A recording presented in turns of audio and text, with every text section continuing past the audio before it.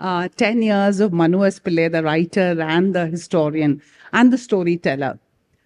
So we know that 10 years and 5 books, Manu. Your first book came out in 2015 on the Ivory Throne. So to begin off with, Manu is an adept storyteller, as well as he has made us reading history again, and a very interesting version of storytelling through history. So Manu, let me begin with that. How did you, at the age of 19, you decided to write a story, a book on a forgotten queen of Travancore? Because we haven't heard much about her. She was just murmured among senior citizens, that's it. Why did you decide, how did you stumble upon, and why did you decide to devote 6 years of your life to that book? Before I answer the question, thank you everyone for being here on a Sunday morning. I was, as always, very, very certain that on a Sunday morning I'd get like maybe 15 people in the audience. So it's very nice to see a full house. Saraswathy, before I answer your question, I really have to thank Saraswathy for doing this with me. The reason is that 10 years ago, when my book came out for the first time, as anyone who's attempted to write a book knows, getting any kind of publicity for a book is extremely tough. If you're a first-time author, it's next to impossible. And in 2015, the book came out in November, and Saraswathy was the first person, then as editor of Metro Plus of the Hindu in Trivandrum, who decided to do an interview with a non-entity like me. And that interview went up, and I think other editions of the Hindu liked it, and they picked it up in Madras and Bangalore and other places. And because of that, then the book got noticed, and then, of course, it took a life of its own. So if The Ivory Throne became a successful book and remains perhaps my most loved book, Saraswathy had an important role to play in that. Thank you for mentioning that, Manu, but I guess that's my work. But you did something, you platformed a young author, which was, I think, very special for me at least. Now, coming to your question, on the one hand, I think the stories of women in history have always interested me. And this is, as I've always said, partly because of having some very interesting women in my own house. So when you grow up around women who are non-conformist, who are different, who are loud and bold and do not hesitate to, say things, to behave as they would normally without, feeling the pressure to succumb to social patterns, that leaves some kind of an impact. So because of that, I think I was always interested in the sense that, where are the women in Indian history? History can't purely be a story about men in battles and wars and kings. There has to be a female component to it. And in my teens, I remember my grandmother would tell me all kinds of stories about Kerala and all of that. And I started reading up. I didn't grow up here. I grew up outside the state. So I was very much a Malayali looking in. And my early exposure to Kerala's history and culture was through books, movies. Vadakkan Veeragatha remains a favorite of mine. And even in that movie, right, there's a slight twist that the story gets, where Chadi and Chandu is actually a bit of an anti-hero rather than a villain. And I remember being very fascinated by those things, which is that where can you dig out the stories that people have missed? Where can you dig out a bit where the perspectives haven't been fair to certain historical figures? So when you're looking for stories like that, you start spotting certain patterns and certain trends. So I started reading up on Travancore, and in those days, there wasn't much on Travancore. There were a few Raja Prashastis in Malayalam about Chitradirnal, his mother, things like that. That was the established narrative that was there. Then there were these official Travancore state publications and Darbar histories, which give you the formal sanitized line. It's like reading a government PR document today. That's not, it's not interesting. I thought where there was something tantalizing was when it came to this one lady called Setu Lakshmi Bai, who ruled for a very small gap of 7 years in the 1920s primarily. And I thought there's something very interesting here, because the moment I started asking questions about her, it was very hush-hush. There'll be skeletons in the closet that tumble out. And I found that very intriguing. As a 18, 19-year-old boy, when you're told not to do something. Manu, to interrupt you, who were people who told you not to go ahead my with it? My granduncle, my grandmother's oldest brother. He passed away a few years ago at the age of 102 or something. He knew a fair bit about it. In fact, I remember at that time, I asked him to write what he knew about her to me. And I remember in beautiful handwriting in English, he wrote me a nice letter saying these are the things the Regent Maharani did, etc., etc. But that was again a formal kind of letter. in person, he told me, you don't want to dig into this story. There's a lot of controversy.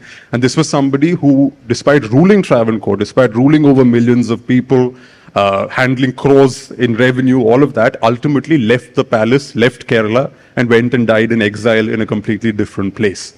And that's when my curiosity was really piqued at that point. I was like, wow, there's something very interesting here. And then I still remember in 2008, I wrote a blog post on her, on a blog that I and maybe 5 other people read, and they were friends of mine on Facebook, and I insisted they should read my blog.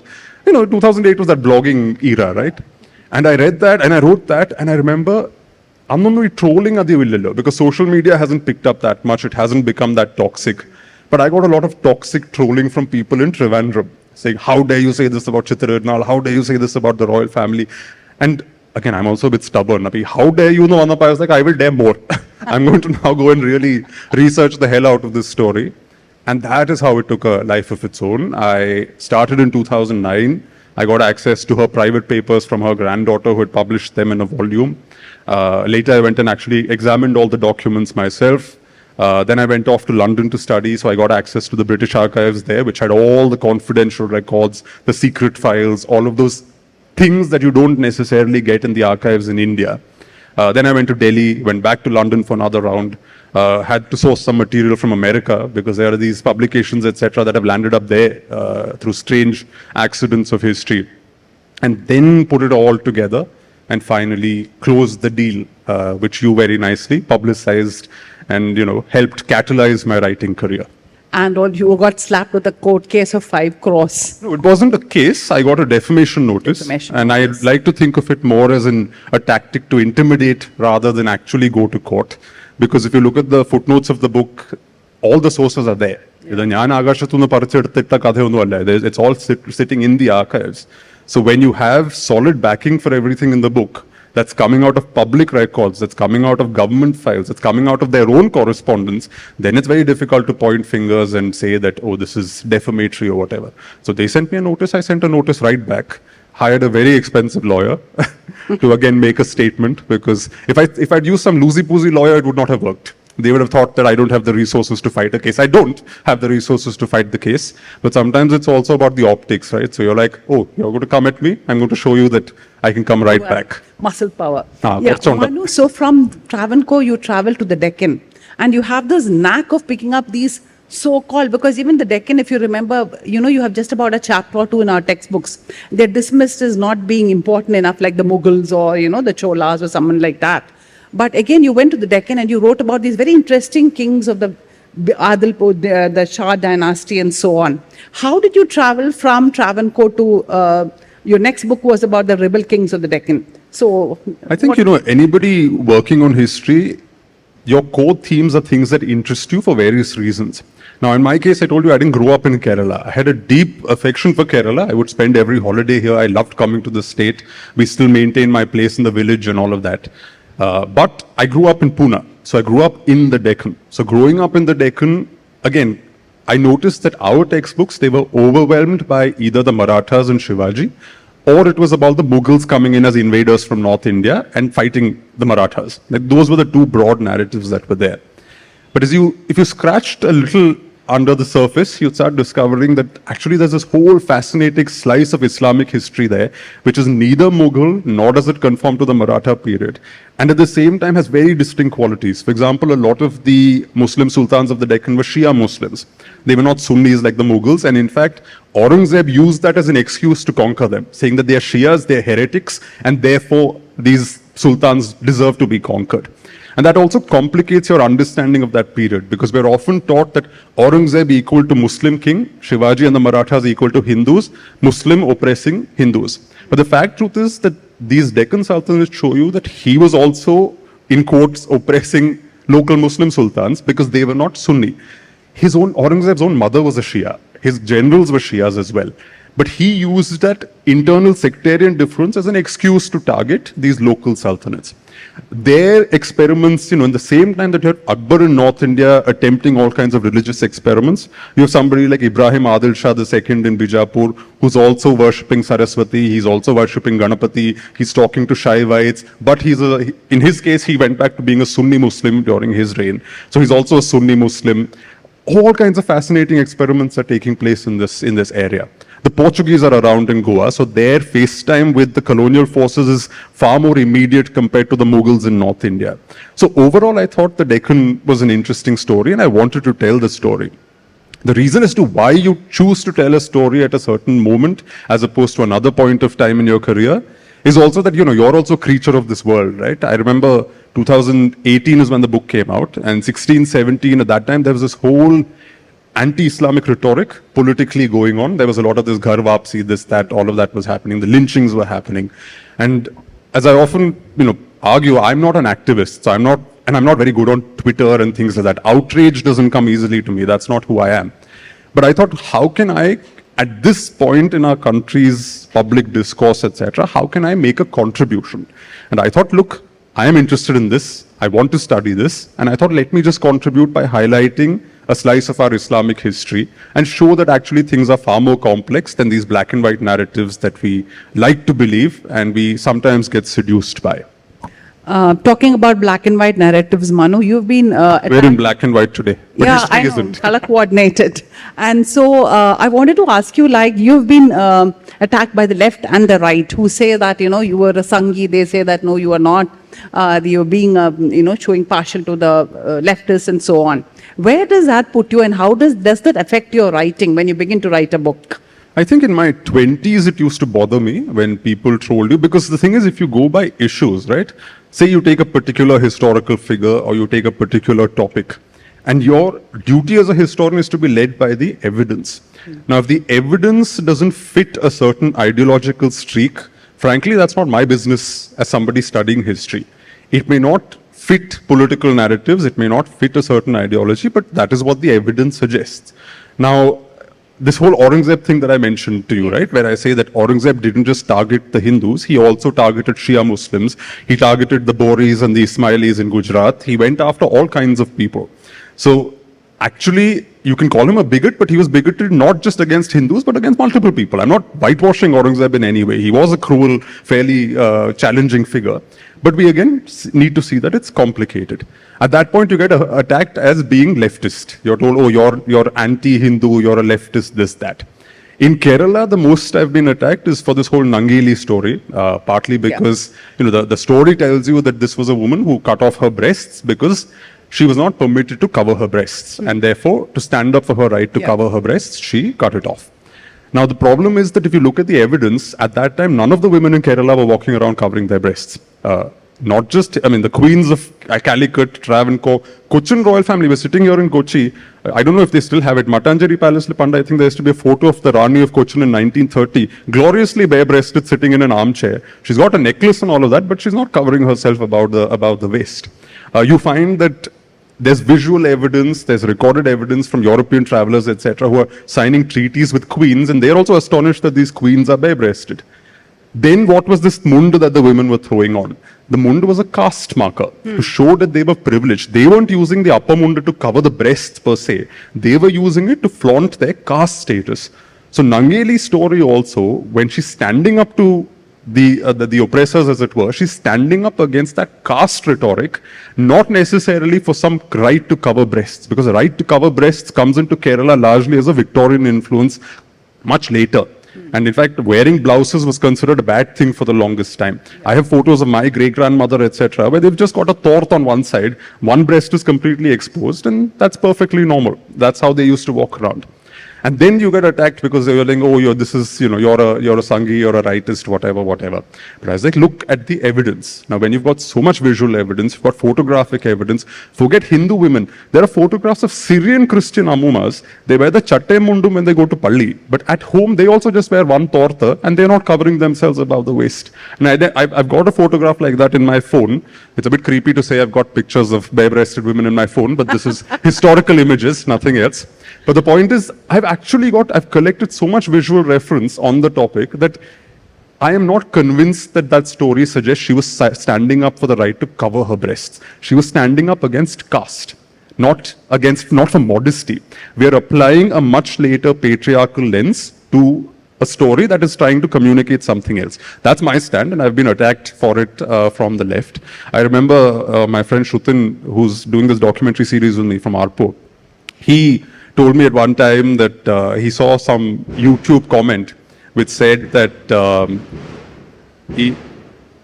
even a BJP 2024 Lok Sabha ticket കൊടുക്കുന്നുണ്ട്. And I was like, me as an election candidate, how flattering. But no, I mean, this is just trolling that happens at different levels. In your 30s, you start making your peace with it. It doesn't bother you anymore because you start realizing that people's attacks, especially when it comes to this, often it comes out of emotion. Now, I can sit here and pontificate or intellectualize this whole Nangili thing, but for people from certain marginalized communities for whom that story is very internal, it's also an emotional issue. So I understand that sometimes when you throw hard facts at things and you insist that no, factually this doesn't really add up, it sometimes affects people's emotional view of things. It sometimes affects ideological positions. It affects people's present day ways of looking at the world. That's just a risk you have to take, because ultimately I have to choose, am I going to be sort of sincere to the evidence, or am I going to really walk on eggshells about people's feelings? Because once you start playing the feelings game, then you end up in this camp or that camp, and I'm frankly not interested in camps. Talking of camps, Manu, from there you moved on to, you wrote a book based on Raja Ravi Verma's interactions with 5 princes of India. And in that, you also go on to prove that they were not just people who were, just wasting their time idling, wearing fancy clothes, or, just about, womanizing, drinking, and so on.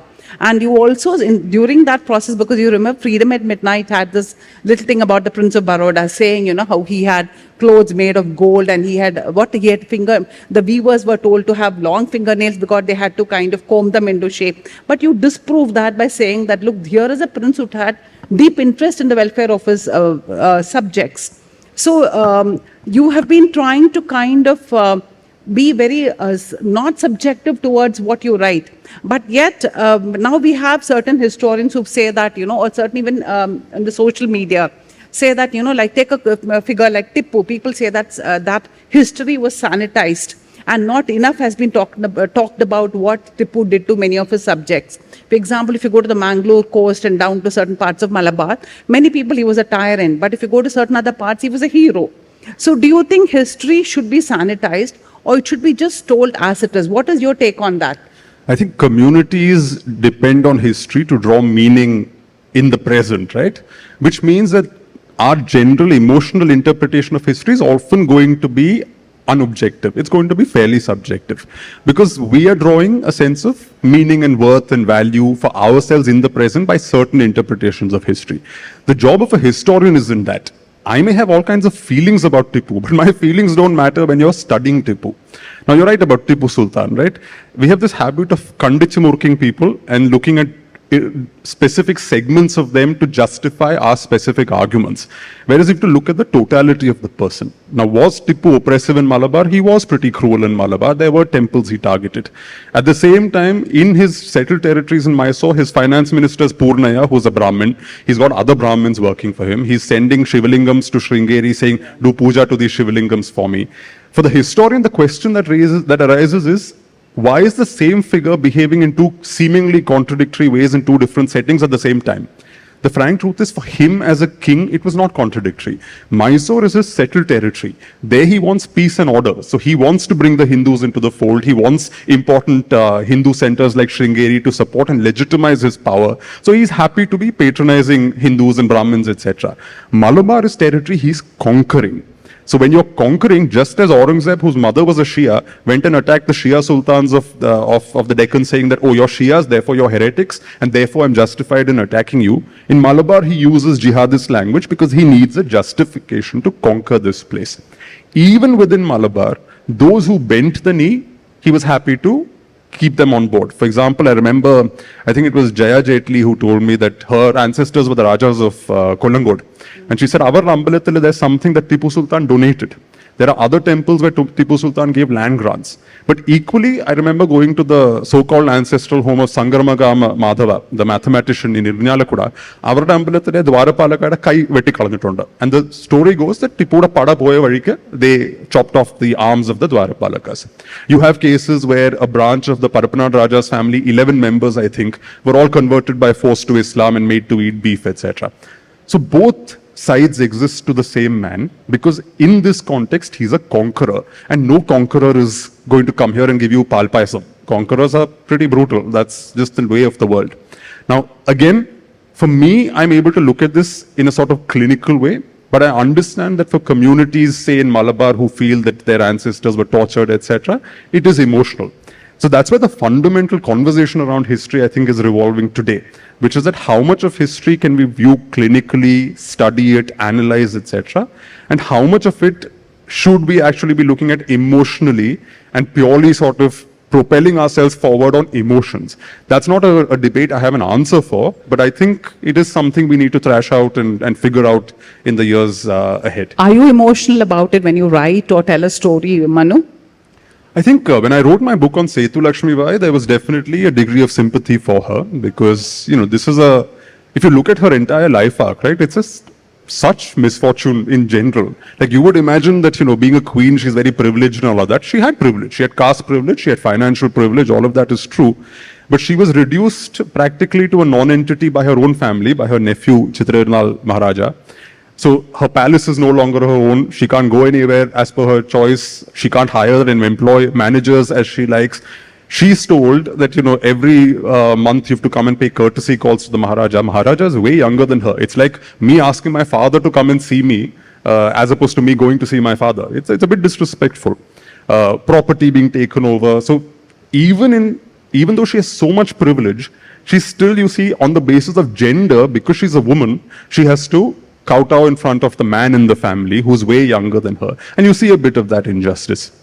And then, of course, after she moves away to Bangalore and all of that, the way her life changes. I remember somebody telling me about how after she moved there, firstly, India went through its socialist phase. So there were a lot of taxes, etc.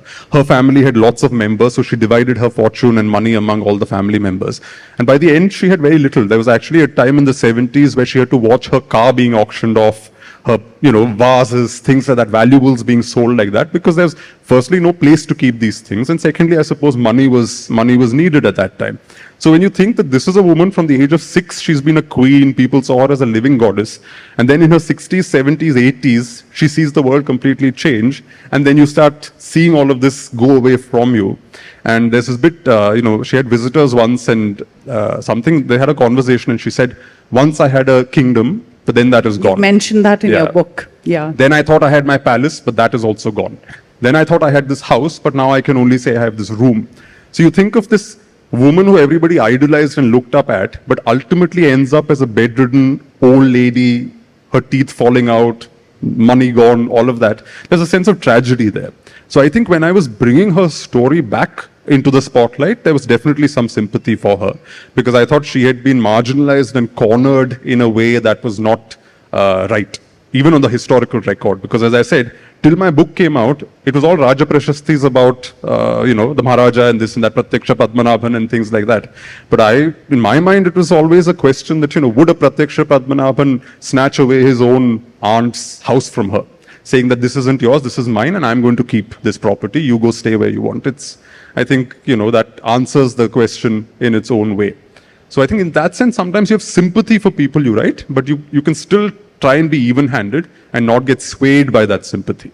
And interestingly, Manu, you kind of brought back storytelling into history, because you find these very interesting facts about people. You spoke about the rebel sultans. You wrote about the sultan who painted his nails red. Right? And then you wrote about this courtesan who became a warrior, and how she had, she had a friend, she was in love with a French man, then she married somebody else, and then again it was, she's tied at the end of a cannon and so on. So you pick up these very interesting nuggets. How did you find them, and was it accidental, or did you go looking for them from a certain nugget? So can you talk a little bit about these characters that you I think if you read without judgment, the story starts springing out at you. And I'm also very interested in the human side of history, which is that history is not just about these great people doing great, fabulous things. It's ultimately about human beings. So I remember being very astonished. We're talking about Indian history, but even in places like Europe, right? When Catherine de Medici, from the famous Medici family of Florence, she was married to the Prince of France, the Crown Prince of France. In those days, for a marriage to become valid, the ceremony alone is not enough. You have to consummate the marriage. The couple has to sleep together. In front of people, of courteers, right? They actually had Catherine de Medici and her husband in bed with a representative of the Pope, her husband's father, all of them sitting in audience, and they had to consummate their marriage like that. Of course, it's not as if they sat through the whole process, but it tells you something. That one incident tells you that people's notion of space was different. People's notion of privacy was different. Politics was negotiated not just in treaties, but also in the bedroom. So the line between private and public isn't always as firm as we imagine. I remember, I have a very frank relationship with my grandmother. And I remember her telling me about how their ancestral home was structured. But it seemed that all the men slept in these common spaces, all the women and children slept in these common spaces. And I kept asking her, but where were the bedrooms? Because your parents had 8 children. How did they manage 8 children if everybody was sleeping in all these separate, common areas? And she said, look, I don't really have an answer, but let me come back to you. And a day later, she came back to me and she said, I gave it some thought. And I remember there were times when I woke up cold because she used to hug her mother and sleep as a child. And she'd wake up in the middle of the night because her mother wasn't there. And I was like, but for me, again, it's telling you something. It's not about my great-grandfather's sex life. It's about how these communities lived. Do you realize that, again, another thing I discovered from my own village, something as simple as waking up in the morning and going to the toilet, right? There was a gender access to it. Women used to go at a certain time. They didn't have the freedom to go around because it was not safe, I guess, just as you see in parts of North India, even to this day. More importantly, there's a caste angle to it. There's an economic angle to it. My grandmother told me that in our ancestral home, because in that particular area, hers was one of the families that had more land, there were heaps of families that didn't have much land. Now remember, this is a time when people don't have toilets in the houses. Everybody goes outside. Now if you don't have land, where do you go? You have to go to the landlord's properties.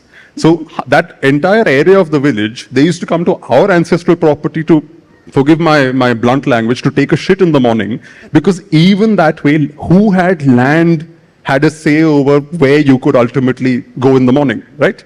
So these small stories, they sort of illuminate so much about the past that you're not going to get out of archives, that you're not going to get out of files and records necessarily. You have to really tap the human experience in order to access that. Since we spoke about women in history, not only are women marginalized, they're often deliberately written out of the record. There's this tradition in Rajput states, for example, that it's not protocol to write about women in certain ways. So you have cases where women ruled, but in the record it looks like their sons are ruling, because you can't talk about a woman in power because it's against protocol. So formally, if you go and read a record, you think, okay, this man ruled. But actually, you have to dig a little bit to discover that the man was a child. It was actually his mother ruling. But because she was a woman, she could not be written about. You have cases where marriage is a political phenomenon. We have a case in Rajputana, again, in the early 19th century, where there was this girl called Krishna Kumari. She was the daughter of the Raja of Udaipur. And she was supposed to marry, I think, the Prince of Jodhpur. He decides to die one fine morning before they are married. So her father says, okay, I'll find her another husband, and ties up with the Raja of Jaipur.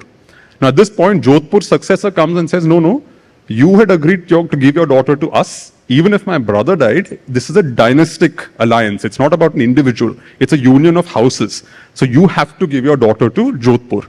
Now, having made the offer to Jaipur also, they can't back off from that either. So for several years, this actually leads to military tension between the three kingdoms. The Marathas get involved, mercenaries get involved, Islamic mercenaries get involved. And this one girl's marriage becomes a huge political question. And ultimately for Udaipur, they have to find a way out of this. They can't offend Jaipur, they can't offend Jodhpur, because they're standing there with their armies. What do? They give the girl a cup of poison. So this 16 or 18-year-old girl is given a cup of poison. She drinks it. The first time she vomits it all out, then she takes it and drinks it again because she knows that her father's honor depends on this. Right now, she can't be married to anybody. So if she goes out of the picture, if she's dead, then the political issue diffuses itself. The issue ceases to exist. So you realize that a teenaged girl having to make that choice is linked to the idea of her father's honor. That sense of honor is linked to daughters, their bodies, who they married, dynastic things, all of that. So again, a young girl's marriage becomes this huge, it's telling you a wider political story. Paintings can tell you stories. There's this picture of by Raja Ravi Verma of the second last Mysore Maharaja and his wife, and I love that picture because if you look at it, it looks like a Kannadiga couple that are actually getting married. But there's a whole layer underneath it. The Mysore Rajas were very keen to be considered Rajputs, but they're sitting in Karnataka. So they went and lobbied and tried to claim Rajput status. And they sent up all kinds of emissaries to Rajputana saying, give us a daughter so we can show that we're equal to the Rajputs. The Rajputs and Rajputana said, well, you may be very rich and all that, but we are not interested. You're South Indian black Shudras. We are not interested in giving our daughters to you. So that doesn't work out. Finally, they go to Gujarat, and in Gujarat, they find this one tiny prince whose annual revenue is 30,000 rupees compared to Mysore's crores of rupees a year. And this guy agrees to give the Mysore royal family a daughter. She comes, and it turns out that she doesn't speak Kannada. She's a non-vegetarian, her husband and family are vegetarians. Their lifestyle habits are different. Everything is different. And that marriage breaks down. In fact, again, to note how marriages also have a political connotation until they're consummated. A year later, the Maharaja had still not consummated the marriage, to the extent that Viceroy Lord Curzon, sitting in Delhi, in Calcutta, attempted to invite the Maharaja and give him a little lesson in, my dear man, you're married, please go visit your wife in her bedroom. But nothing happened, and eventually this couple ended up living in separate palaces. The whole idea was what? To get Rajput blood into the Mysore royal family's blood. Didn't work. They didn't have children. The Raja's successor, he married a Rajput woman. That woman stayed for a year in Mysore, said, bye-bye, I'm not working, this is not working out. She went back to Rajputana. He married a local Kannadiga woman. Ippo, finally, in the 21st century, Ipparte heir to the family, he married a Rajput girl and has a half Rajput child through her. So something they started Finally. after 120 years, it's finally happened, right? So it tells you again about these quests for caste, purity and all of that. And all of that to me is encapsulated in that one painting by Ravi Verma, where you see this couple. On the face of it, you look at it, you think, king, queen, what more could there be to this story? But it's telling you this whole story about caste, purity, Kshatriya status, who's high, who's low, and this one family's quest to get Rajput blood into their system. Manu, you started writing in 2008, you said. In all these years, now we are in 2025, what is the idea of history that has changed that you have observed during your writing? Because you have brought back storytelling. Now we have a lot of people writing about various kinds of it.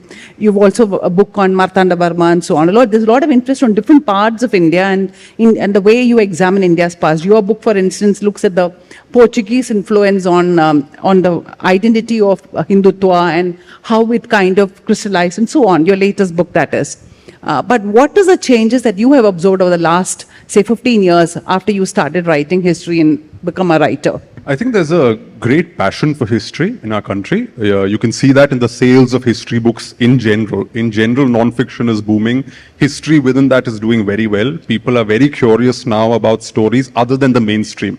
Because I think, I don't know about Kerala, but growing up outside Kerala, it was dominated by North India. It was dominated by topics like the Mughals, in my case also the Marathas, these very usual suspect kind of themes and topics. Now I think people have realized that there's a lot of history to be tapped in other parts of the country. There are historical figures who deserve biographies, so there's a lot of interest in history in that sense. Because we're also living in the age of social media, sometimes this interest in history also tends to move into these social media forwards and a kind of WhatsApp history. That's also a political phenomenon. WhatsApp history didn't emerge out of thin air. It also often has a political point it's trying to make. That's also a reality of how people approach history today. You often find that people will watch one, say, YouTube video and think that they've become experts on the topic, which I think is silly. But again, I'm not a complainy person. I think this is just the way the world is evolving at the moment. And when anything new happens, when new technologies are there, the internet is there, we're living in the age of social media, there's bound to be a degree of flux. There's bound to be a churn of sorts. But at the end of it, I think things will settle a certain way. I think that in today's world, those of us researching history can't merely depend on books and writing and people who read. We have to use social media and other platforms ourselves. It's very easy to complain about misinformation on social media, but that happens because we've completely given up that space to, actors who have malicious intent. So I think we need to proactively also use other forms of communication, etc.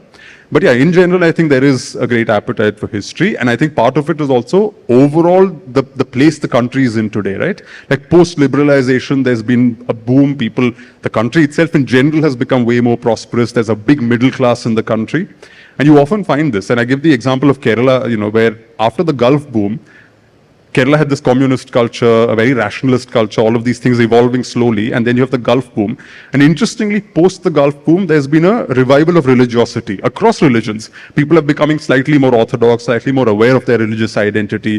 Kudumashetrams are being, renovated, etc. I'm not making a good or bad statement, but this is all partly fueled by access to resources. When people have money, when people have liquid incomes, people start thinking beyond their immediate needs and start thinking of these questions of who are we, what is our culture, where do we come from? And at a national scale also, we are seeing something like that, where as there's a large middle class, as there is an increasingly prosperous set of people in the country, there is a greater interest in our past and identity and things like that. How all of this ends up, I can't answer, but I think we're all currently in the middle of that churn. You have a lot of followers on Instagram on What Coconut, right? And you have take this, you put out questions that you're willing to answer, and you see that questions come from all parts of India. Some are very interesting, some are very trivial, but some are very naughty. Some are very naughty. They all talk about your passion for gym and call you gym bro, right? Is that right? I'm wearing a loose shirt deliberately. One has to play it down but sometimes. Your earrings are new. But yeah, Instagram I find it a very useful platform. Unlike Twitter, it doesn't get very toxic because you have control over your feed. On Twitter, people can come and comment or quote tweet or whatever, and it's usually just nasty, provocative kind of things to needle you deliberately to giving people a response, and then it becomes very toxic. People start fighting, and it becomes very personal. On Instagram, what often happens is, if, say, a troll comes and leaves a nasty comment, I have the option of putting a restrict thing on it, which means that the troll can keep commenting all they want, but nobody else can read the comment, which to me is it gives me a degree of control over my platform. You go say what you want on your platform, but I'm not going to allow you to come and spew nonsense on my platform. The other thing is, because it's very image heavy, that I think has its own, it lends its own quality to the platform, which I think also helps. And with history, there's so many images that we can work from. I remember I posted last year at some point a picture where it was a miniature painting that's 200, 300 years old of Krishna and Radha. Except Krishna is wearing Radha's clothes and Radha's wearing Krishna's clothes. Yeah. And I remember someone came and said that, oh, you're putting up all this woke stuff. And I was like, this is a 300-year-old miniature. What does wokeness have to do with it? It comes from the Gita Govindam, I think, in which there is a scene where they accidentally end up wearing each other's clothes. There's nothing woke about it. I'm not talking about trans rights that this person seems to have some kind of issue with. I'm merely saying that look at this interesting image from history. So I think images in India, it's so underrated, the kind of images we have. Photographs, there's this amazing picture of M.S. Subbulakshmi and Bala Saraswati, the other dancer, where they're posing in a studio in their night clothes, pretending to smoke cigarettes. And I find that absolutely stunning, right? We think of M.S. Subbulakshmi as this South Indian party who sang devotional songs. But there she is, a young woman with a friend of hers, posing with a cigarette in her hand, right? I think there's something very sweet about that. Even on this whole breast cloth thing, I think the existence of all this historical archival photography and imagery helps us understand that issue better. Discovering, for example, the Syrian Christian Amuma who's not wearing a blouse, for me that photograph is very important because I think it again adds a layer to the conversation.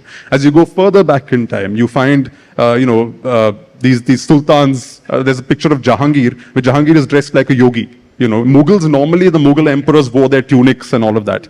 But you have the occasional picture of a Jahangir where he's shirtless, wearing like a dhoti type thing, and essentially in the pose of a kind of a yogi. I find images like that very interesting. So Instagram helps you tap into that side so that it isn't just people arguing over opinion. Sometimes you have visual proof to show. And if you were to look at it, something over the years, you've written about Goan history. Why did you, again, I'm curious why you chose that particular slice of it, because you've been trolled as being a Sanghi for that, because you wrote about that period of Goan history in Goa when the church was very aggressive and was going after people and conversion and so on. Were you a little... nervous about taking on this topic, and how did you go about it? Because I'm sure you knew that you would get flack from both sides. I wasn't too nervous because, as I said, once you cross 30, you stop caring about what people think about you, which is a very liberating feeling. I'd recommend it to all the young people here. Stop caring in your 20s only. Your life becomes way easier.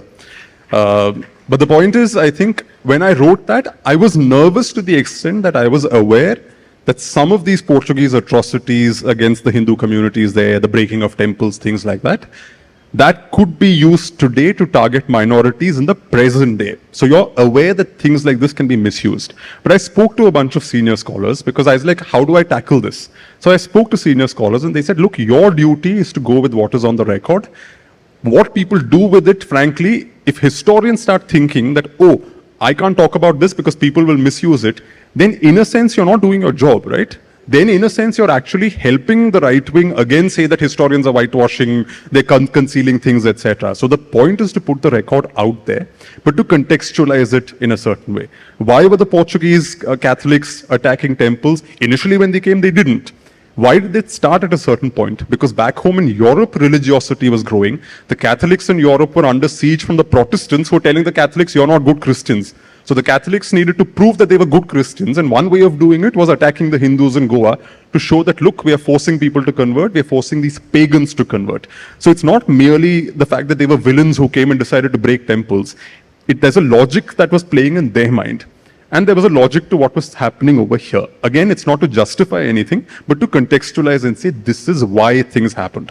My job is to explain why things happened, not to say, oh, look, this happened, now everybody stand up and fight. That's not my job. If other people do it, that is up to them, but my job is to explain contextually why something has happened. Equally, in the same book, I remember, I said this at several talks, this was the first book of mine where, before it was edited by my editor, it was sent to a lawyer. And the lawyer came back with this long Word document with suggestions on every page. And the great irony was, this was the official report, and then she sent a WhatsApp message to my editor saying that, loved the book, great book. I was like, great. So you loved the book, but you also want me to change things on every page. Again, I think if I was a first-time author, Penguin may not have given me much room. They would have perhaps insisted on taking on board a lot of those changes. But because I've been around for 10 years and I have some degree of influence now, I could push back and say, look, I'm not going to accept most of these. They also didn't insist, maybe because it was me or whatever. And ultimately only 2 suggestions were carried out. The other, God knows how many hundreds of suggestions were ignored. But the very fact that they felt that a book on religion and nationalism needs to be first sent to a lawyer as opposed to, going through the editorial process as normal, that tells you something about the broader sense of, panic and concern.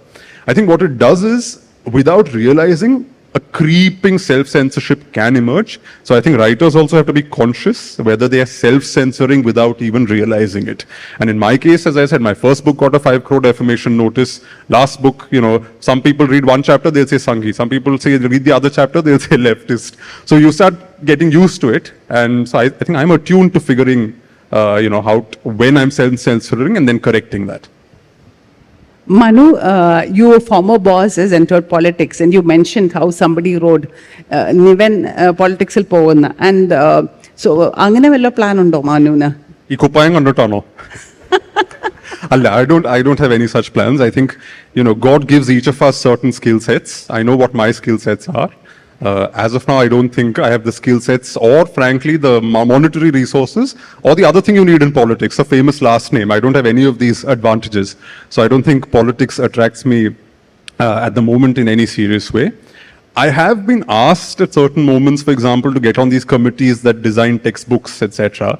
But that's also not attracted me because, again, that's a very political game. That gets into this whole quagmire of, oh, either how many people on this are rightist, how many people are leftist, is the textbook biased, unbiased. I don't want to get into that game. So although it was a very high honor to be invited to play a role in programming textbooks, I was like, I'm sitting this out.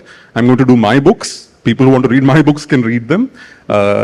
Currently, I'm staying away from politics with a nice long stick, not interested in politics. My clothes notwithstanding. Manu Barnu, like you were interested in Chadiyan Chandu because he had become an anti-hero and not a villain.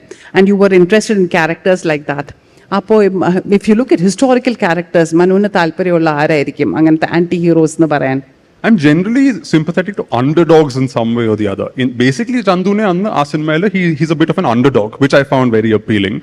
To be honest, frankly, I've also liked villains a lot. From my childhood, I used to like all these cartoon villains. I like Mojo Jojo, I like Lord Voldemort and Harry Potter. I thought Harry was a big, boring whiner, constantly complaining about things, whereas Voldemort did something. I mean, he did cruel things, but he stood on his own feet in some ways. So for some reason, I've always been a bit sympathetic to villains.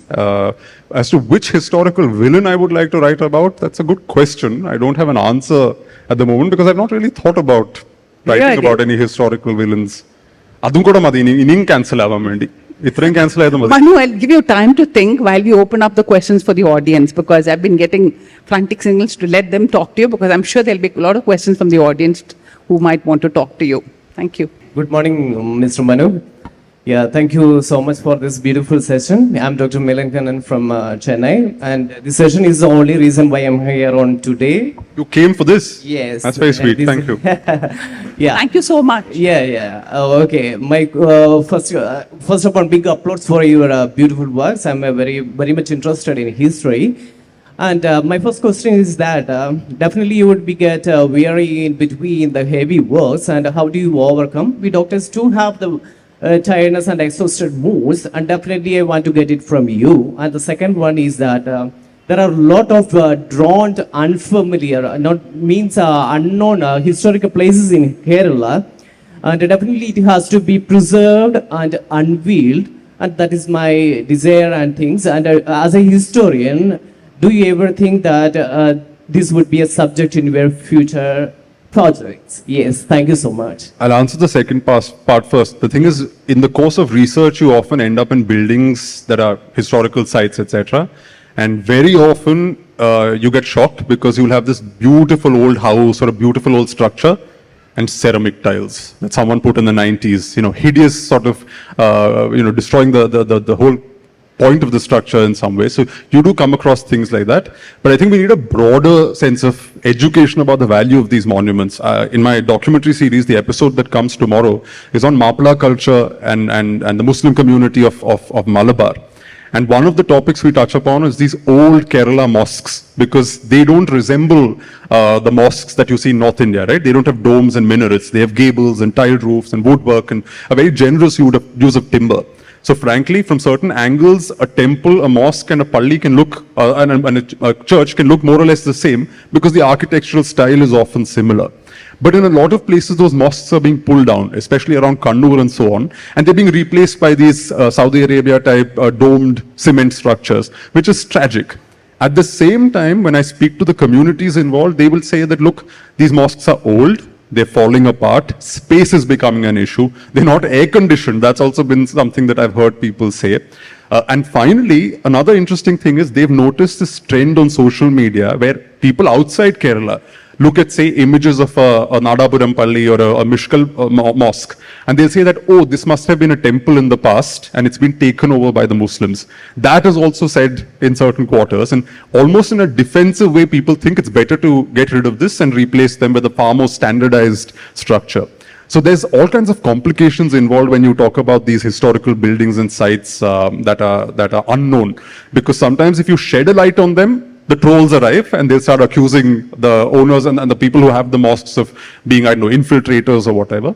There's also the question of preserving it, because preserving takes a lot of resources. It's not easy to preserve an old wooden structure. But at the same time, we obviously have to do something. So again, it's a complex issue, and I don't, myself have an answer.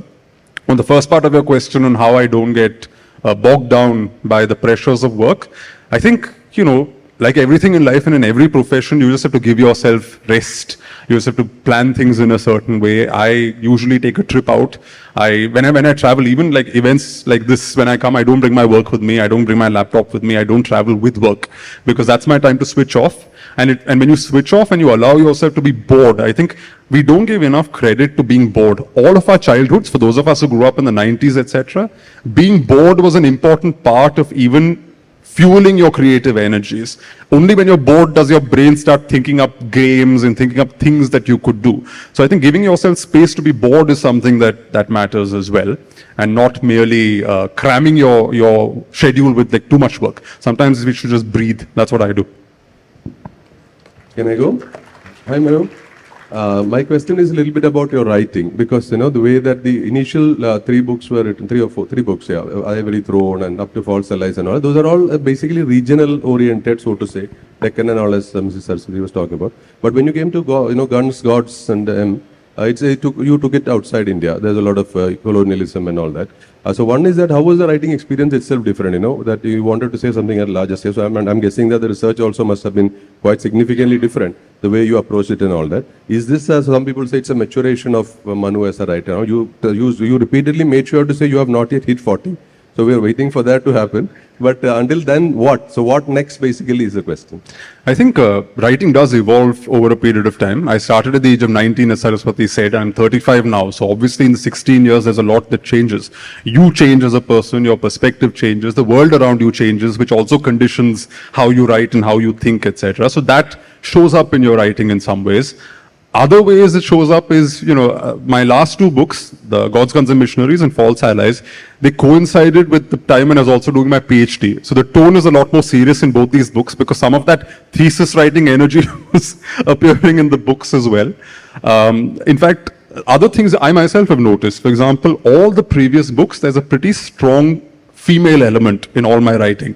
Gods, Guns and Missionaries is the first time I've written a book that has barely any women. There's one woman you can maybe highlight as a sort of significant figure in the story, but it's otherwise a very masculine book. And it's also a very serious book because it's tackling topics around religion, etc. So although I weave in elements of humor in the form of my writing, the topic itself has very little humor in it. Actually, no, history has some humor, and there is some of that in the book, but in general, it's a very serious tone. So I think your tone can shift, all of those things happen. Not much of it is conscious. It's just an aspect of evolving as a writer, as somebody who's been around for a while.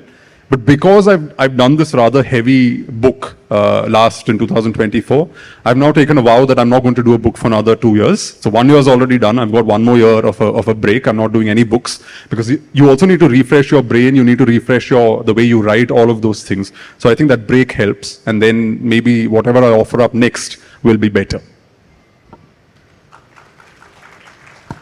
I think we need some female voices.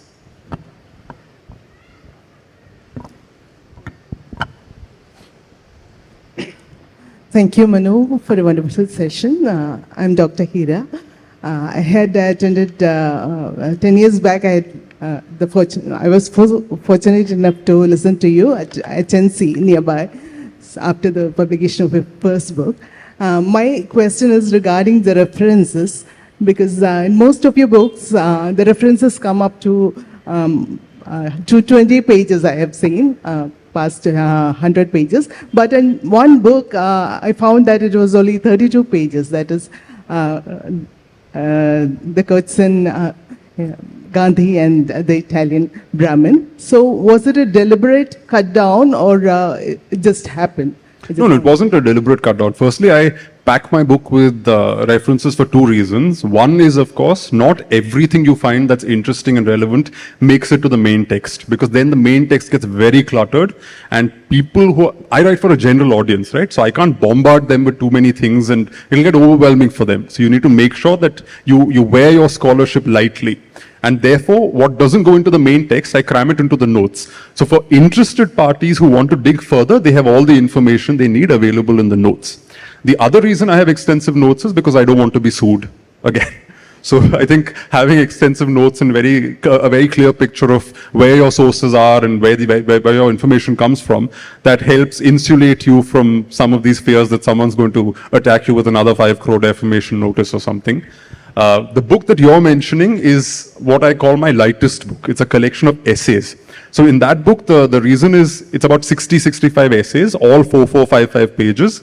And there, in terms of the notes, I've not given individual footnotes for each point. I've just given a broad set of further reading kind of material. So that was a deliberate decision there because I don't think that book needed notes. The whole idea was I would do events like this where a lot of young kids would come up and say that, look, we love your talks and we love all of this, but we've never really read history and we're very intimidated by history books. So I thought I'd do a lightish book, a kind of airport reads history, so that people who are intimidated by history are not. Nothing is more than 4 pages. Each essay is 4 or 5 pages. So you're not intimidated, you're not overwhelmed.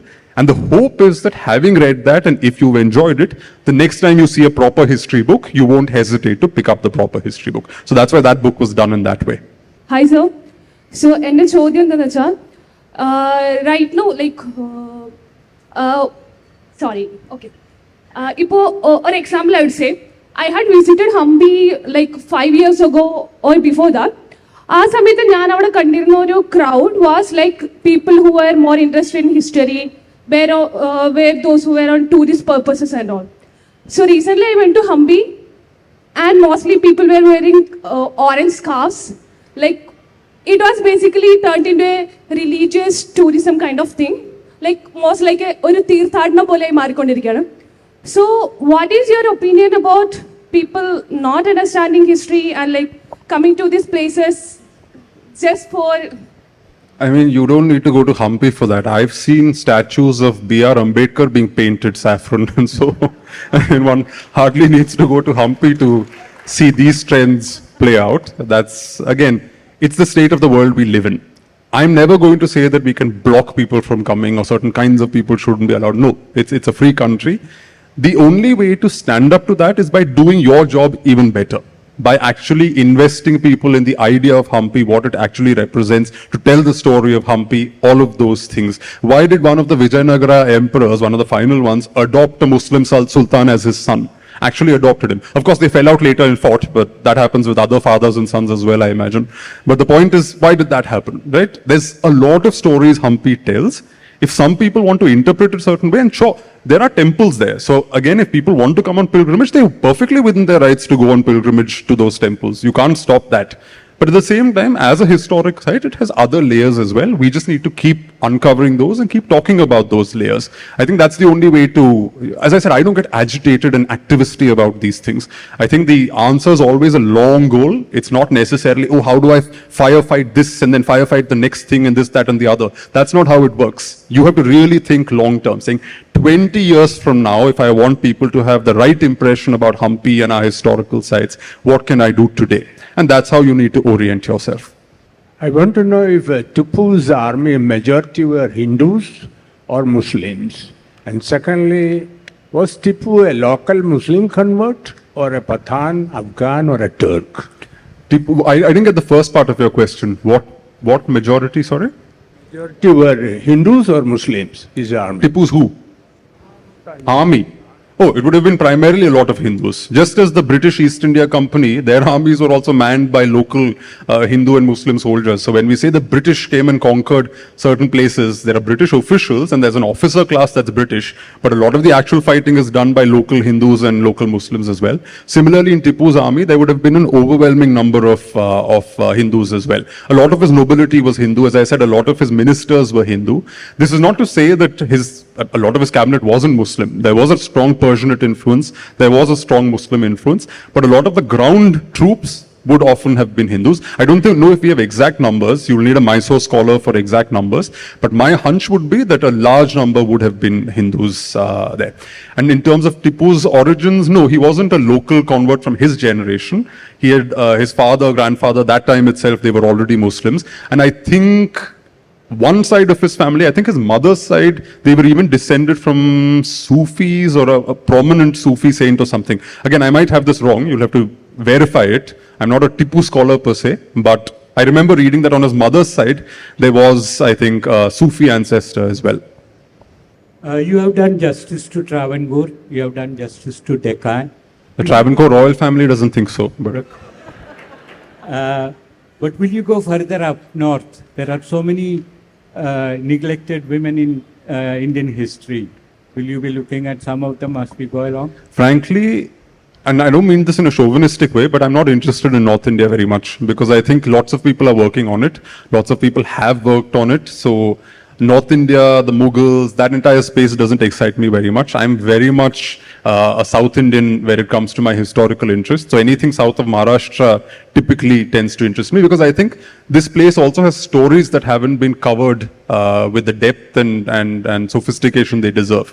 Whether it's historical characters, periods, whatever. There's a lot to uncover in South India. And so instead of regurgitating something people have already done in the North, I'd rather do my own stuff here in the South.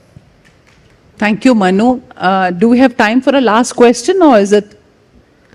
I'm so sorry. Time is up. We have to go ahead. We have to keep the time. Thank you so much, Manu, for the very enlightening and interesting talk. Thank you, Saraswathy, for being a wonderful interlocutor. And thank you to the audience for being here. Thank you very much for being a wonderful audience. Thank you.